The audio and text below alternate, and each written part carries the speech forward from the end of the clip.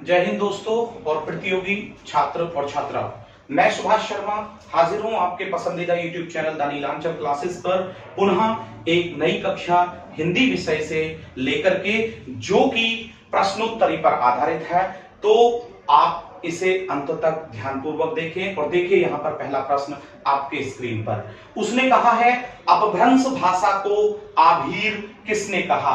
उसने कहा है यहाँ पर कि अपभ्रंश को आभीर किसने कहा। देखिए यहां पर समझिएगा, अपभ्रंश को क्या आभीर किसने कहा।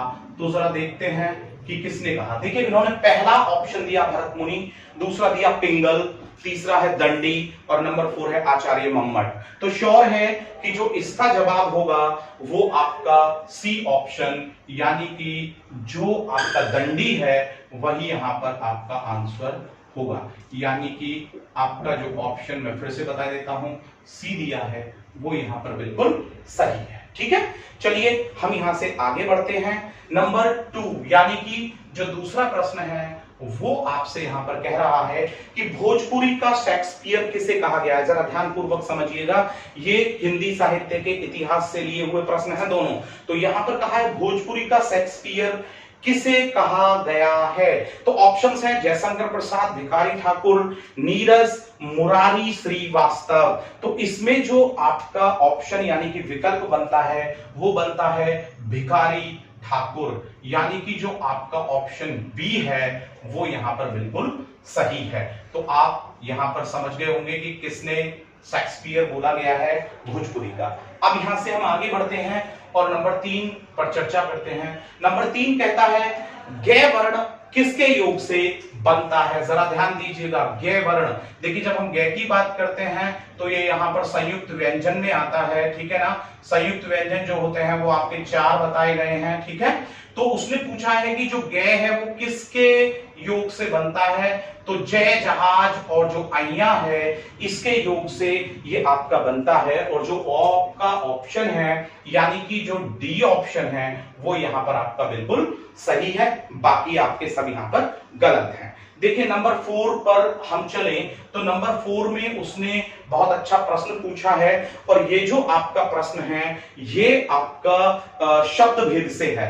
और शब्द भेद में कहा है कि मक्खी का तत्सम रूप बताना है आपको। दोबारा से देखिएगा, मक्खी, और मक्खी का उसने क्या पूछा है, तत्सम शब्द पूछा है। क्या पूछा है, तत्सम शब्द। तो मक्खी का तत्सम शब्द जब हम देखेंगे तो पहला ऑप्शन दिया है मक्खी, और सेकंड जो ऑप्शन है वो है मक्षिका, और फिर दिया है मक्ख, और लास्ट दिया है मक्षी है। तो जो आपका मक्षिका दिया गया है वो ऑप्शन यहां पर बिल्कुल सही है, मक्षिका।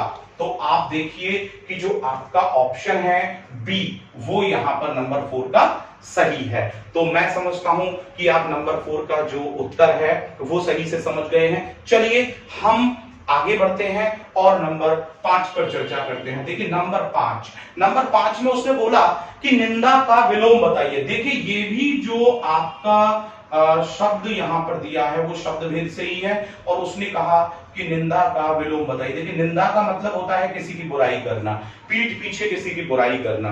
तो एक बोला उसने परनिंदा, तो परनिंदा का तो मतलब ही दूसरे की बुराई करना होता है। एक बोला उसने निंदनीय। अब देखिए निंदनीय जो है ये यहाँ पर विशेषण शब्द है, निंदनीय कार्य हो सकता है यानी कि जो बुरा कार्य हो। और एक बोला उसने खुशी, तो निंदा का खुशी नहीं होता, क्योंकि खुशी जो होता है वो किसका होता है, आप समझ रहे होंगे, दुख। अब इसके बाद दिया उसने स्तुति, तो निंदा का जो विलोम है वो बनेगा आपका स्तुति।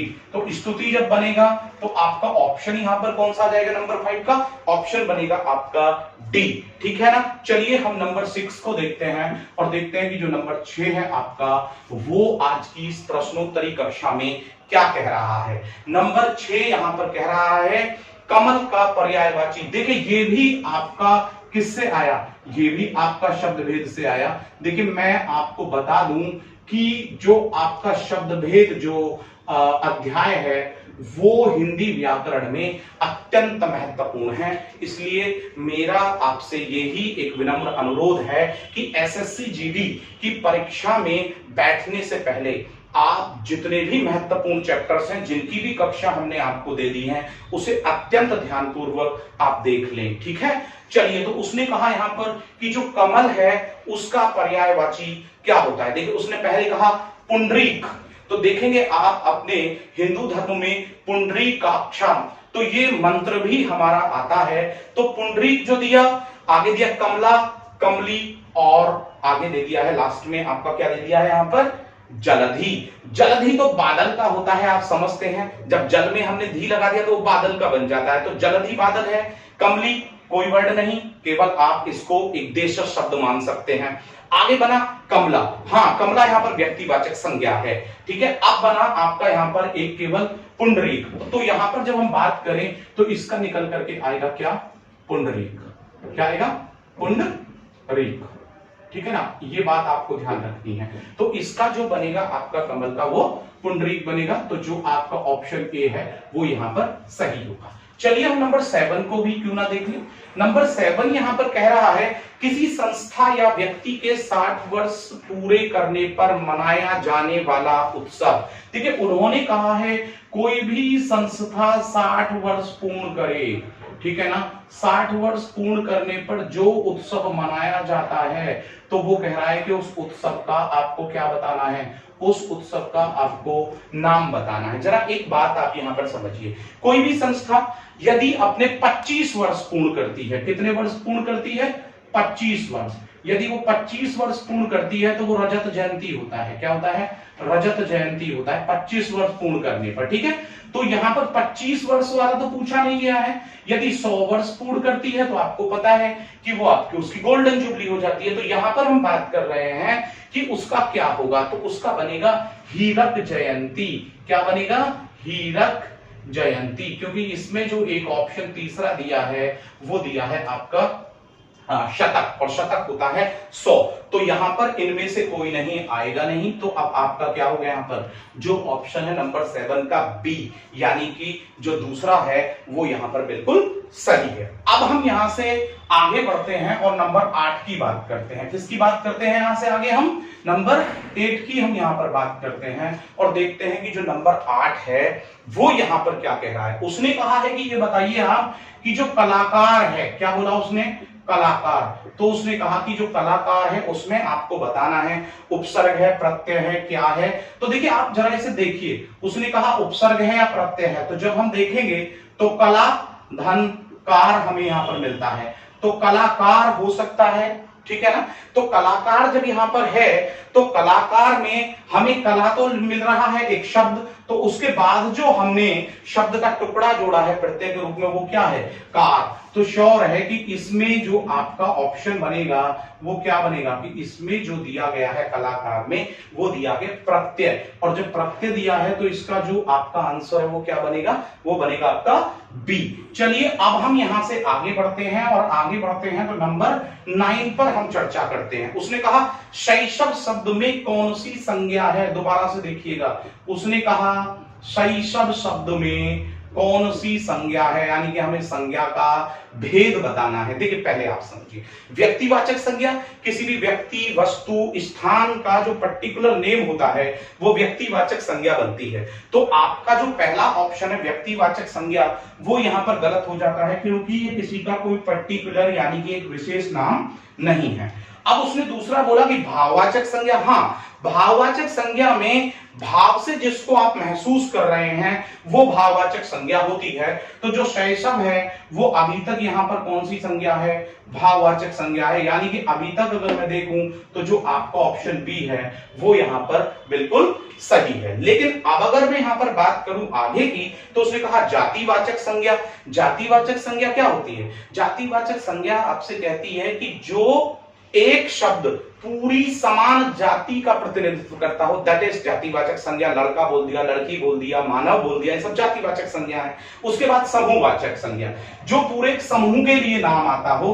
तो शैशव यहां पर क्या बनी, भाववाचक, यानी कि वो अब आपकी वहां पर समूहवाचक भी नहीं है। चलिए 10 देखते हैं। भारतवर्ष में जयचंदों की कोई कमी नहीं है। देखिए प्रश्न को समझिएगा, अगर वो बोलता कि जयचंद कौन था, तो जयचंद कौन था, एक राजा था। तो जयचंद यदि केवल पूछा जाता तो जयचंद तो केवल और केवल आपका क्या होता, जयचंद होता व्यक्तिवाचक संज्ञा। लेकिन उसने बोला जयचंदों की कोई कमी नहीं है, तो श्योर है कि यहां पर अब उसने उसके जैसे गुण या अवगुण रखने वाले जो लोग हैं उन सबको उसने इसमें रख दिया है। तो एक शब्द जो है बहुत का प्रतिनिधित्व कर रहा है, तो श्योर है कि अब यहां जयचंदो क्या हो जाना चाहिए, जातिवाचक संज्ञा हो जाना चाहिए। क्या हो जाना चाहिए, जातिवाचक संज्ञा, ठीक है ना। और आप देखिए कि यहां पर जो ऑप्शन है जातिवाचक वो कहां दिया है, तो भारतवर्ष में जयचंदों की कोई कमी नहीं है, तो जातिवाचक संज्ञा है इसमें जयचंदो। क्या है, जयचंदो। भारतवर्ष जो है ये तो व्यक्तिवाचक संज्ञा है, कोई जो दिया है ये तो अनिश्चयवाचक शब्द है। उसके बाद कमी दिया है, ये यहां पर एक हमारा विशेषण भी हो सकता है, वो भी हो सकता है, क्या नाम, क्रिया विशेषण हो सकता है, तो इसलिए यहां पर जयचंदो। जैसे मैं बोलूं 20 लोग वहां थे, तो 20 निश्चित है, लेकिन मैं बोलूं 20 लोग वहां थे, अनिश्चित हो जाता है, ठीक है ना। तो इसी प्रकार से जयचंद व्यक्तिवाचक संज्ञा, जबकि जयचंदों की बात हुई तो वो आपका जातिवाचक शब्द है। चलिए हम नंबर 11 की बात करते हैं और देखते हैं कि जो नंबर 11 है वो यहां पर क्या कह रहा है। नंबर 11 ने यहां पर कहा है कि किसी से कुछ नहीं कहना है, वाक्य में प्रयुक्त सर्वनाम का भेद बताता है। किसी से कुछ नहीं कहना है, जरा वाक्य को समझिएगा। किसी, हमें नहीं पता कि वो किसी कौन है, किसी व्यक्ति के लिए, और उसने कहा कुछ नहीं कहना है, तो जरा आप ये देखने की कोशिश कीजिएगा, यहां पर किसी से कुछ नहीं कहना है में वाक्य का जो हमने प्रयोग किया वो अनिश्चित का किया, तो यहां पर ये कौन सा सर्वनाम होना चाहिए, अनिश्चयवाचक सर्वनाम होना चाहिए। कौन सा होना चाहिए, अनिश्चयवाचक सर्वनाम।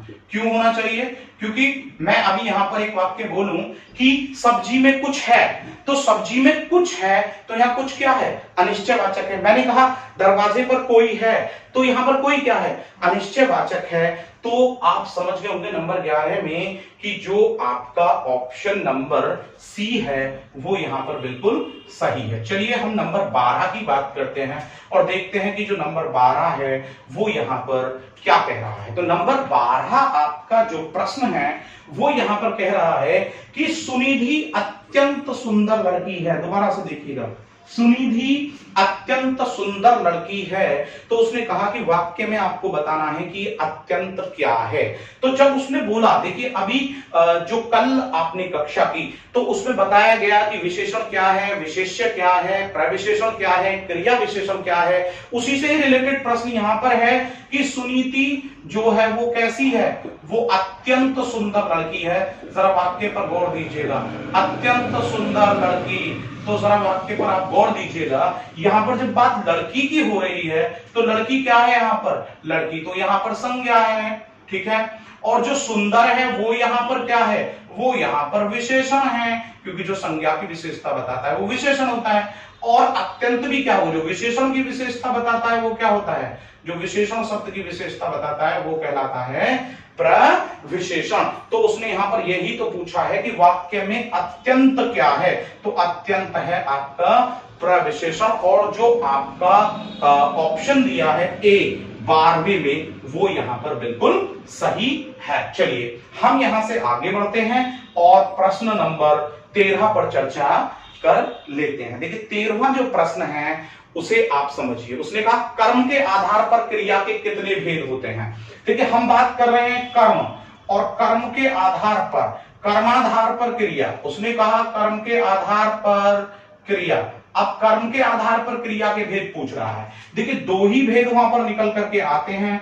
एक तो होता है सकर्मक। देखिए आप समझिएगा प्रिय विद्यार्थियों कि सकर्मक को कर्मक भी बोल सकता है, यानी कि जिसमें कर्म होता है, प्रधान कर्म हो, गौण कर्म हो, वो क्या कहलाती है, सकर्मक क्रिया। और दूसरी होती है अकर्मक क्रिया, यानी कि जहां पर क्रिया कर्म के साथ ना यूज की गई हो, ना प्रयोग में लाई गई हो। तो यहां पर कर्म के आधार पर जो क्रिया के भेद हैं वो कितने निकल करके आते हैं, 2 निकल करके आते हैं। तो आप समझ लीजिएगा कि जो 13वें में आपका जो ए आपका जो विकल्प है वो यहां पर बिल्कुल सही है। चलिए इससे पहले कि अब हम 14वें, 15वें, 16वें यानी कि बाकी के प्रश्नों पर चर्चा करें, आप जल्दी से उन्हें पढ़िए। और तब तक मैं आपका जो ये व्हाइट बोर्ड है उस पे जो ये पूर्व प्रश्न है इनको यहां से हटाता हूं ताकि मैं आपको आगे और बता सकूं। तो देखिए यहां पर जो आपका 14वां प्रश्न मुझे जो आपकी स्क्रीन पर दिखाई दे रहा है, उसने कहा कि वह जाना चाहता है, वाक्य में प्रयुक्त क्रिया उसने पूछी है। जल्दी से मुझे इसका ऑप्शन लिख के भेजिए कि ये क्या है। वह जाना चाहता है, क्रिया का कौन सा भेद है? सहायक क्रिया है, मुख्य क्रिया है, संयुक्त क्रिया है, नाम धातु क्रिया है, किस प्रकार की क्रिया है आपको बतानी है। सकर्मक क्रिया है, अकर्मक क्रिया है। जितने भी ऑप्शन इसमें दिए गए हैं उन ऑप्शनों में से एक। देखिए, आप जब अपनी परीक्षा की तैयारी कर रहे होते हैं तो आपको केवल और केवल आपके उस परीक्षा से संबंधित सिलेबस और उसके लिए जो समय होता है उसकी आवश्यकता होती है। यदि आप इन दोनों में से किसी में भी सामंजस्य नहीं बिठा पाते हैं तो एग्जाम जो होता है ना वो आपके हाथ से निकल जाता है। देखिए, उसने कहा यहां पर वह जाना चाहता है, वाक्य में प्रयुक्त क्रिया बतानी है। तो देखिए जरा यहां पर मैं आपको बताऊं, प्रश्न नंबर 14, वह जाना चाहता है।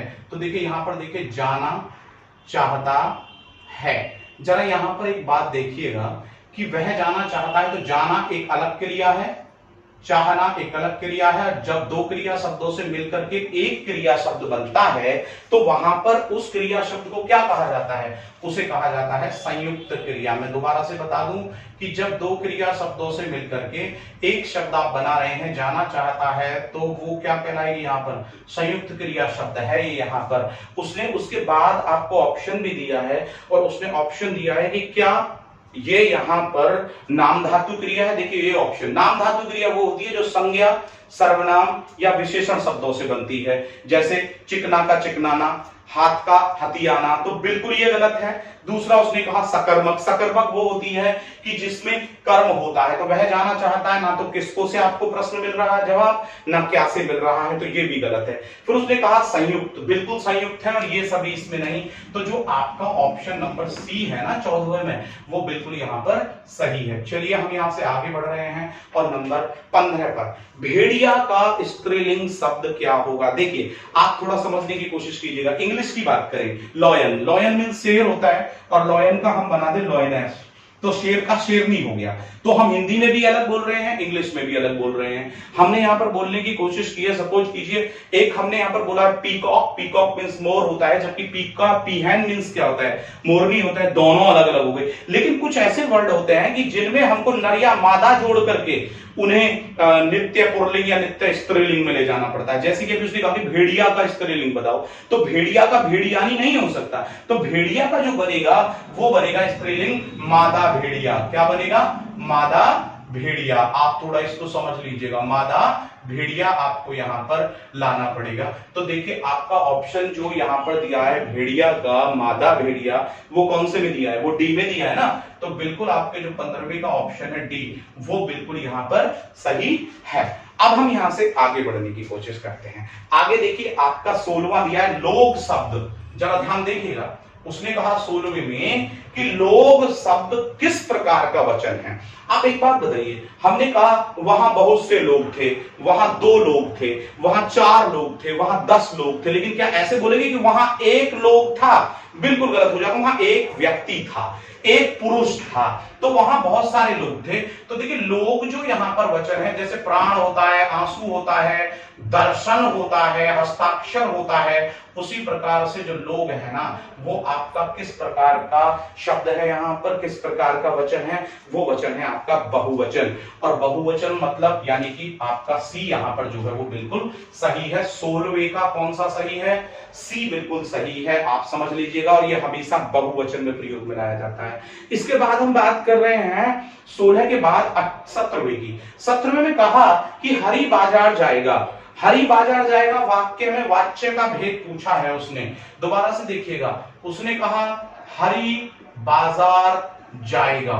जरा वाक्य पर गौर दीजिएगा, हरि बाजार जाएगा। इसमें सीधी सी बात है कि एक कर्ता है, एक क्रिया है, वाक्य का पूर्ण अर्थ है। जहां एक कर्ता होता है, एक क्रिया होती है, वाक्य का पूर्ण अर्थ होता है, उसे क्या बोलते हैं? हम उसे सरल वाक्य बोलते हैं। लेकिन जिस वाक्य में एक प्रधान उपवाक्य होता है और दूसरा आश्रित वाक्य होता है, उसे हम बोलते हैं मिश्रित। और जहां पर दो या दो से अधिक सरल वाक्यों को समुच्चय बोधक अव्यय यानी कि कंजक्शन से जोड़ दिया जाता है तो उस वाक्य को हमें बोलना पड़ता है कि वो संयुक्त है। तो यहां पर इन तीनों में से ये कोई भी नहीं, तो यहां पर हमें क्या लगाना होगा, सरल वाक्य यहां पर लगाना होगा, क्योंकि एक कर्ता एक क्रिया पूर्ण अर्थ है। तो आप देख लीजिए कि 17वें का जो यहां पर दिया ना कि वाक्य का भेद पूछा है। अच्छा, तो ये सरल वाक्य है, सॉरी उसने पूछा वाक्य का कौन सा भेद है। तो वाक्य के भेद में आप जरा यहां समझने की कोशिश कीजिए, वाच्य पूछ रहा है। मैंने अभी जो बताया यहां पर वो क्या बताया, ये तो मैंने बताया वाक्य भेद, क्या बताया, वाक्य भेद बता दिया। लेकिन उसने अभी आपसे क्या पूछा है, सॉरी कि मैंने उसे गलत पढ़ा, उसने ये पूछा है, देखिए ये पूछा उसने कि वाच्य भेद बताइए। अगर वो वाक्य भेद पूछता रचना के आधार पर सरल था, लेकिन उसने पूछा वाच्य भेद। अरे किस पर आधारित है, कर्ता पर आधारित है। तो कर्ता पर जब आधारित है तो या तो कर्तृवाच्य बोलेंगे या क्या बोलेंगे, कर्तावाच्य बोलेंगे। क्यों, क्योंकि आपको पता है कि जब क्रिया कर्ता के अनुसार यूज होती है तो उसे क्या बोलते हैं आप, उसे बोलते हैं आप कर्तृवाच्य। और जब कर्म के आधार पर होती तो कर्मवाच्य, और जब भाव के आधार पर होती तो भाववाच्य। चलिए, तो आप समझ गए होंगे कि 17वें का जो आपका यहाँ पर ऑप्शन है वो कौन सा है।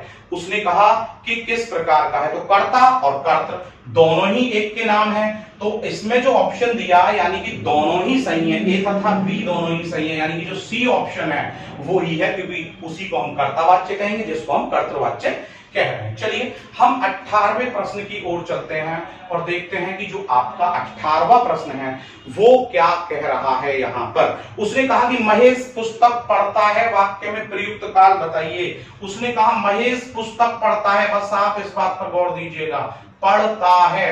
तो पढ़ता है तो वो किस में पढ़ता है, वर्तमान में पढ़ता है कि नहीं पढ़ता है। तो जब वो वर्तमान में पढ़ता है तो आप इसका जवाब क्या देने वाले हैं, आप इसका जवाब यही तो देंगे कि सामान्य वर्तमान काल है। ये कौन सा काल है, सामान्य वर्तमान काल है। तो देखिए यहां पर जो दिया है 18वें का, उसने दिया केवल सामान्य काल। सामान्य काल कोई नहीं होता, काल तीन होते हैं, एक होता है वर्तमान काल, एक होता है भूतकाल और एक होता है भविष्यत काल। भविष्यत काल में भविष्य की बात होती है, भूतकाल में जो गुजर गया उसकी बातें होती हैं, जबकि वर्तमान में वर्तमान की बात। तो वह पढ़ता है या रवि पढ़ता है या महेश पुस्तक पढ़ता है, वर्तमान में पढ़ता है, तो सामान्य काल कोई नहीं होता, भविष्य ये है नहीं, ये सभी नहीं। तो आपका ऑप्शन क्या बन जाता है, इसमें बी बन जाता है। तो 18वें का जो आपका बी है वो यहां पर बिल्कुल सही है। चलिए हम यहां से आगे बात करते हैं, आगे बात करते हैं तो 19वें प्रश्न पर बात करते हैं। बच्चा सड़क पर खेला। अब बच्चा सड़क पर खेला तो उसमें अविकारी शब्द पूछा है। बच्चा, बच्चा का तो बच्चे भी बन सकता है, अविकारी नहीं है। सड़क का सड़कें भी बन सकता है, तो ये भी अविकारी नहीं है। पर खेला का खेलूंगा हो सकता है, खेलता हो सकता है। तो ये तीन जो हमारे शब्द हैं ये तो हमारे विकारी हैं, ये तो बदल रहे हैं हमारे। देखिए विकारी शब्द वो होते हैं जो हमारे लिंग वचन तथा काल से परिवर्तित हो जाते हैं, और अविकारी शब्द वो होते हैं जो लिंग वचन काल का उन पर कोई प्रभाव नहीं पड़ता। तो अगर आप पर को देखेंगे यहां पर, तो पर आप किसी भी वाक्य में यूज कर लीजिए, पर ही रहता है। तो श्योर है कि इसमें जो अविकारी जो हमारा शब्द है वो कौन सा है, बताइए जल्दी से। अरे अब तो बता दीजिए, 19वें का बनेगा आपका पर।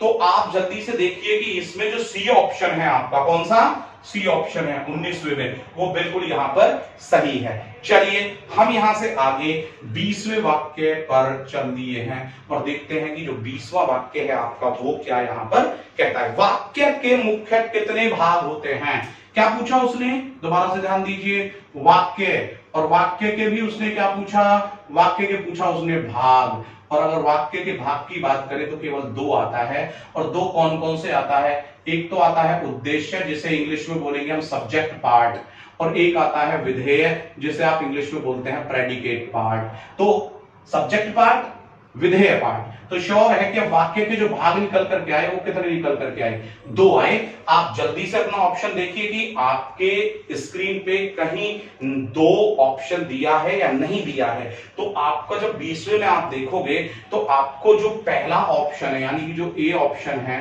दो, वो बिल्कुल यहां पर सही है। कौन कौन से हैं आप समझ गए। इसके बाद हम बात करते हैं नंबर 21 की। नंबर 21 क्या कह रहा है, नंबर 21 कह रहा है कि वीरेंद्र का संधि विच्छेद क्या होगा, जरा ध्यान से समझिएगा। वीरेंद्र, जब हम वीरेंद्र की बात कर रहे हैं तो इसमें जो हमें मात्रा मिल रही है वो किसकी मिल रही है, ए की मात्रा मिल रही है। और ए ओ और जो आपको मिलते हैं वो गुण संधि में मिलते हैं। किस में मिलते हैं, गुण संधि। और जो गुण संधि होती है वो किससे जुड़ी हुई होती है, वो होती है आपकी स्वर संधि से। स्वर संधि में गुण संधि। अब हम बात करते हैं उस इक्वेशन की, उस समीकरण की जो हमें ए की मात्रा देगी। देखिए जब हम ए या आ से मेल करते हैं, छोटी ई का या बड़ी ई का, तो हमें किसकी मात्रा प्राप्त होती है, ए की। तो हमें एक तरफ तो मिल गया है यहां पर वीर और एक तरफ मिल गया है इंद्र, तो वीर धन इंद्र। तो रे में हमें ए मिल गया और ई में हमें छोटी ई मिल गई, तो ए धन ई बराबर हमारा क्या होगा, ए हो जाएगा। तो श्योर है कि वीरेंद्र की जो संधि विच्छेद है यहाँ पर वो क्या बनेगा, वीर धन इंद्र बन जाएगा। और जो आपका यहाँ पर ऑप्शन बनेगा वो बनेगा यहाँ पर वीर धन इंद्र, यानी कि जो आपका बी ऑप्शन यहाँ पर दिया है वो सही। आप देख लीजिएगा कि सी ऑप्शन में ई के ऊपर अंकी बिंदी भी है, न भी है, तो इसलिए वो गलत हो जाएगा। तो आपका यहाँ पर ऑप्शन क्या बनेगा, 21वें में बी बनेगा। चलिए 22वें को भी हम झटपट देख लेते हैं। 22 ने कहा द्विगु समास में कौन सा पद प्रधान होता है। जरा यहाँ पर एक बात पर गौर दीजिएगा, समास पर आधारित आपको कक्षा दी थी केवल 3 मिनट की, द्विगु समास, उसमें पूछा उसने पद प्रधान कौन सा। जरा मेरी बात पर फिर से गौर दीजिएगा, द्विगु समास में पद प्रधान पूछा कौन सा। मैंने केवल 2.5 से 3 मिनट की आपको ट्रिक की एक वीडियो दी है, पद प्रधानता ज्ञात करना, आप उसके लिए उसे जरूर देखिएगा, केवल 2 से 2.5 मिनट की है, जरूर देखिएगा। द्विगु समास, तो उसमें कहा गया था कि द्विकर्म पुरुष उत्तर में रहता है, तो द्वि इसमें आया कर्म और पुरुष, तो तत्पुरुष, कर्मधारय और द्विगु, इनमें कौन सा पद प्रधान होता है, उत्तर पद प्रधान होता है। और देखिए एक बात मैं बता दूं कि समास के जो पद होते हैं वो केवल 2 ही होते हैं, और वो 2 पद कौन कौन से होते हैं, एक तो होता है प्रथम पद और एक होता है उत्तर पद, ठीक है ना। तो इन 2 को आप समझ लीजिएगा, ठीक है। तो इसमें उत्तर पद प्रधान यानी कि जो 22वें का जो आपका आंसर होगा वो होगा आपका डी। तो आप समझ गए होंगे इसको। चलिए हम 23 पर भी चर्चा कर लेते हैं बहुत तेजी के साथ। 23 में उसने कहा है चरत धरत चिंता करत चितवत चारहु ओर, सुबरन को खोजत परत कभी व्यभिचार ही चोर। देखिए यहाँ पर देखिएगा बड़ा अच्छा दोहा है, चरत धरत चिंता करत चितवत चारहु ओर, चलता है, धरता है, चिंता भी करता है और चारों ओर परेशानी में घूम रहा है, और सुबरन को खोजत फिरत।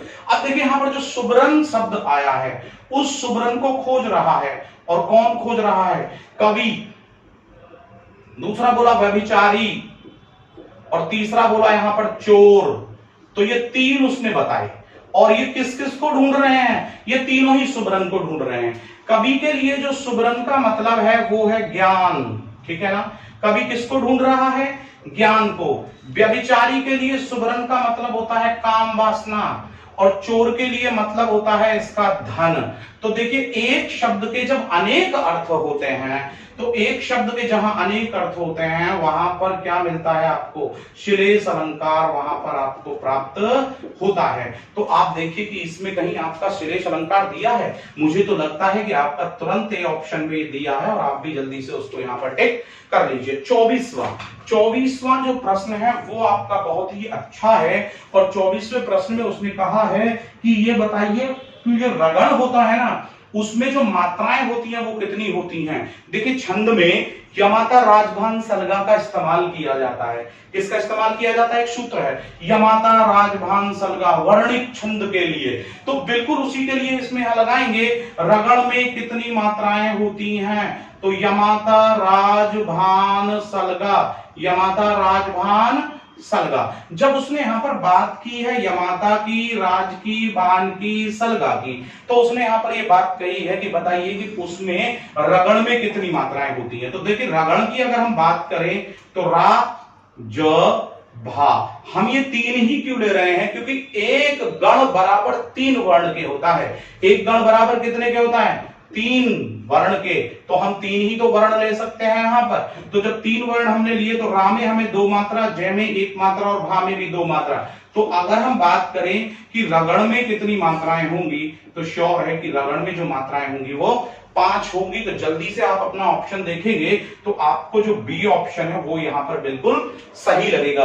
और देखिए दोस्तों, हम आज पुनः फिर से अपनी कक्षा के अंतिम प्रश्न की ओर बढ़ रहे हैं और अंतिम जो प्रश्न है आपका वो यहां पर कहता है कि संगीत पर आधारित वेद कौन सा है।